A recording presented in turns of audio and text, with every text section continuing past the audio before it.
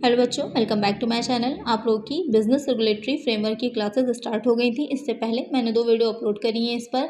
सबसे पहली वाली जो थी इसमें आपको समझाया था कि इसमें क्या क्या चीज़ें आपको पढ़नी है, आपका सिलेबस क्या रहेगा और साथ ही जो इसकी फंडामेंटल डिफिनेशंस है वो क्या है, जो कि आगे आपको बार बार वर्ड्स रिपीट होते हैं, जैसे कि ठहराव है या वैध अनुबंध है, वैध एग्रीमेंट है, वाइड कॉन्ट्रैक्ट है, वाइडेबल कॉन्ट्रैक्ट है। इन सारी चीज़ों के बारे में समझाया था। उसके बाद की वीडियो में मैंने आप लोग को बताया था कि ठहराव क्या होता है, एग्रीमेंट क्या है, टाइप्स ऑफ एग्रीमेंट क्या होते हैं, या एक क्वेश्चन जो बहुत आता है बार बार कि सभी अनुबंध ठहराव होते हैं लेकिन सभी ठहराव अनुबंध नहीं होते, तो क्यों नहीं होते, उसके बारे में भी डिटेल में समझाया था।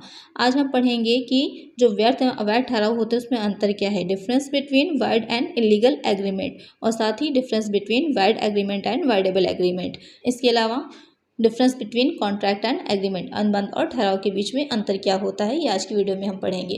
तो वीडियो शुरू करने से पहले अगर चैनल को सब्सक्राइब नहीं किया है तो जल्दी से सब्सक्राइब कर दीजिए और उसके पास ही नोटिफिकेशन बेल होगी, उसको भी प्रेस कर दीजिएगा, जिससे कि जो भी वीडियो मैं डालूँ तो आपको फ़ौरन उसका नोटिफिकेशन मिल जाएगा। और साथ ही अपने फ्रेंड्स के साथ वीडियो को शेयर ज़रूर करिए। आइए शुरू करते हैं।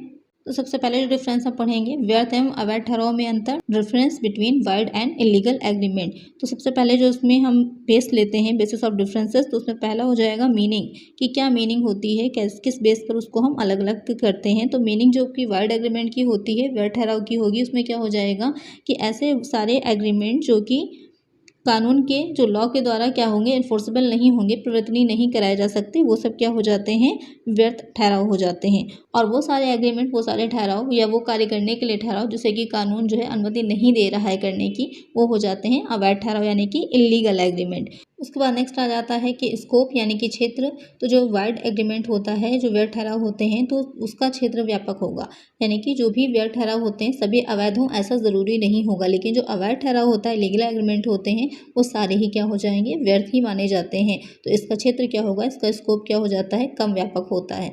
नेक्स्ट आ जाएगा दंड यानी कि पनिशमेंट। तो जो व्यर्थ ठहराव होते हैं, वाइड एग्रीमेंट होते हैं, उसके लिए अगर प्रवर्तनीय नहीं कराए जा सकते हैं, इन्फोर्सेबल नहीं होते, तो कानून उसके जो पक्षकार हैं उसको किसी भी तरह का पनिशमेंट नहीं देता है, उन्हें दंडित नहीं करता। लेकिन जो इलीगल एग्रीमेंट होते हैं तो उसमें जो पक्षकार होंगे इन्वॉल्व, उसके लिए कानून उन्हें दंडित कर सकता है। नेक्स्ट आ जाता है इफेक्ट यानी कि प्रभाव। तो जो वाइड एग्रीमेंट होते हैं तो उनका वैधानिक प्रभाव व्यर्थ होने के कारण क्या हो जाता है, समाप्त हो जाता है, किसी भी तरह का उसमें जो लीगल वो होती है नहीं रहती। लेकिन जो इलीगल एग्रीमेंट होते हैं, अवैध ठहराव, जो प्रारंभ से ही क्या रहेंगे, प्रभावहीन होंगे। नेक्स्ट आ जाता है प्रवर्तनीयता, इन्फोर्सिबिलिटी। तो जो व्यर्थ ठहराव है, वाइड एग्रीमेंट है, उसके समानांतर या संपार्श्विक कोई अगर किया गया ठहराव तो उसे प्रवर्तनीय कराया जा सकता है। लेकिन जो अवैध ठहराव होते हैं तो उसमें किसी भी तरह के कोलैटरल ट्रांजैक्शंस जो होते हैं उसको भी आप प्रवर्तनीय, इन्फोर्सिबल नहीं करा सकते। तो ये हो जाएगा दोनों के बीच में डिफरेंस, वाइड एग्रीमेंट और इलीगल एग्रीमेंट। यानी कि जो वाइड एग्रीमेंट है ज़रूरी नहीं है कि इलीगल हो, लेकिन जो इलीगल एग्रीमेंट होते हैं वो सारे ही क्या हो जाएंगे, व्यर्थ ही होंगे, वाइड होंगे। अब आ जाते हैं व्यर्थ ठहराव तथा व्यर्थनीय ठहराव में अंतर। इसका भी जो पहला डिफरेंस का बेस रहेगा वो हो जाती है डिफिनेशन।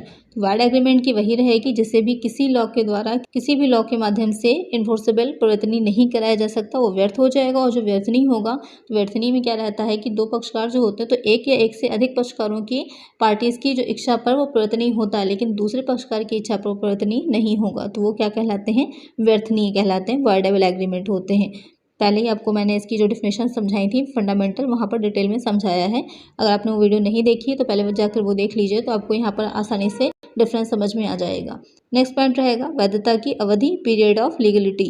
तो यहाँ पर जो वाइड एग्रीमेंट होते हैं वो स्टार्टिंग से ही जैसे ही किया जाएगा वैसे ही क्या रहता है, व्यर्थ हो जाएगा। और जो व्यर्थनीय रहेंगे उसमें आरंभ से वो वैधानिक होते हैं।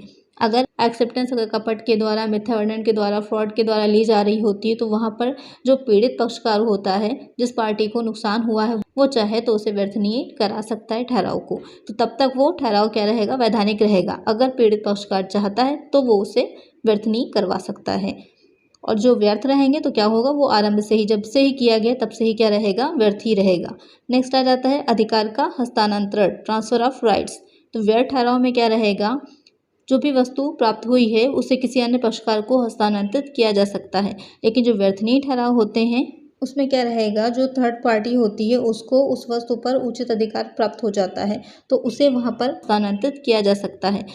नेक्स्ट जो आएगा तो उसमें रहेगा आधार बेसिस कि किस बेस पर वो ठहराव व्यर्थ हो जाएगा। तो अगर वो किसी अवैध के साथ, किसी मानक के साथ किया जा रहा है, बिना किसी प्रतिफल के या गलती से या लोक नीति के विरुद्ध किया जा रहा है या अनैतिक है या फिर असंभव है, तो वो भी क्या हो जाएगा, व्यर्थ हो जाएगा। उसका बेस जो रहेगा वो ये चीज़ें रहती हैं। तो व्यर्थनीय ठहराव होता है तो उसके व्यर्थनीय होने के लिए, वाइडेबल होने के लिए जो एक्सेप्टेंस होगी वो उत्पीड़न के द्वारा, अनुचित प्रभाव है, बलपूर्वक है, कपट है, झूठ बोल करके तब ली जाती है, तब वो व्यर्थनीय हो जाता है। नेक्स्ट आ जाता है इन्फोर्सिबिलिटी, प्रवर्तनीयता। तो वैध ठहराव किसी भी पक्षकार के द्वारा प्रवर्तनीय नहीं कराया जा सकता, ना ही न्यायालय इसे मान्यता देता है। लेकिन जो व्यर्थनीय ठहराव होता है उसमें पीड़ित पक्षकार की इच्छा पर वो प्रवर्तनीय हो सकता है। अगर पीड़ित पक्षकार चाहे तो उसे प्रवर्तनीय करा सकता है, तो न्यायालय द्वारा ये ठहराव की मान्यता प्रदान की जा सकती है। उसके बाद आ जाता है कंपनसेशन, क्षतिपूर्ति। जो वाइड एग्रीमेंट होते हैं उसमें किसी भी तरह की क्षतिपूर्ति की डिमांड कोई भी पक्षकार नहीं कर सकता। लेकिन जो वाइडेबल एग्रीमेंट होते हैं उसमें क्षतिपूर्ति, जो कंपनसेशन है, तो जो पीड़ित पक्षकार होगा वो चाहे तो कंपनसेशन की डिमांड कर सकता है। तो ये हो जाता है डिफरेंस आपका व्यर्थ और व्यर्थनीय ठहराव के बीच में। अब आ जाते हैं हम कि अनुबंध और ठहराव में क्या अंतर होता है, difference between contract and agreement. तो आप समझ ही गए होंगे पहले क्या आता है, पहले बनता है हमारा ठहराव, एग्रीमेंट। जब वो राजनाम द्वारा प्रवर्तनीय होता है, इन्फोर्सेबल होता है बाय लॉ, तो वो क्या बन जाता है, कॉन्ट्रैक्ट बन जाता है। तो सबसे पहले जो इसमें डिफरेंस का बेस होगा वो इसकी डिफिनेशन हो जाएगी। तो कॉन्ट्रैक्ट की डिफिनेशन क्या रहती है कि कोई भी ठहराव जो राजनाम द्वारा प्रवर्तनीय होता है वो अनुबंध कहलाता है। और जो ठहराव में रहेगा कि प्रत्येक वचन या वचनों का समूह जो कि एक दूसरे के लिए प्रतिफल उत्पन्न करता हो, वो क्या कहलाता है, ठहराव या एग्रीमेंट कहलाता है। फिर आ जाते हैं कि इसकी प्रकृति कैसी होती है।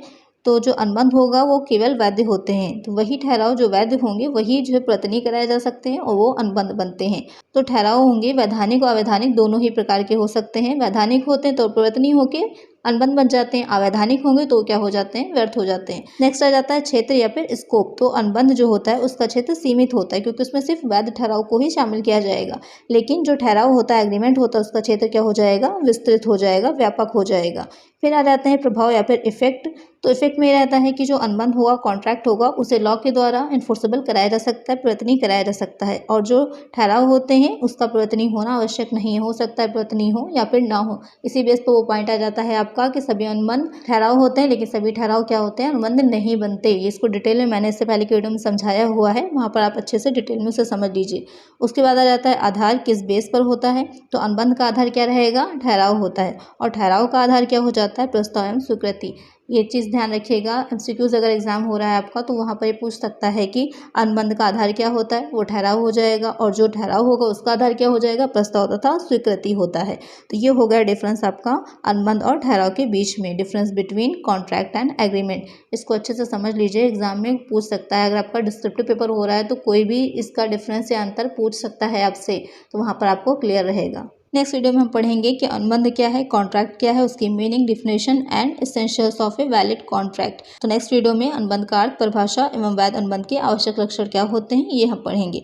आज की वीडियो में इतना ही। अगर वीडियो अच्छी लगी हो तो जल्दी से लाइक कर दीजिए, और चैनल पर नए हो तो जल्दी से चैनल को सब्सक्राइब कर लीजिएगा, और नोटिफिकेशन बेल को भी जरूर ऑन कर दीजिएगा कि जो भी वीडियो मैं अपलोड करूँ उसका नोटिफिकेशन आप लोग को मिल जाए। और ज़्यादा से ज़्यादा फ्रेंड्स के साथ वीडियो को शेयर कर दिया करिए। Thank you.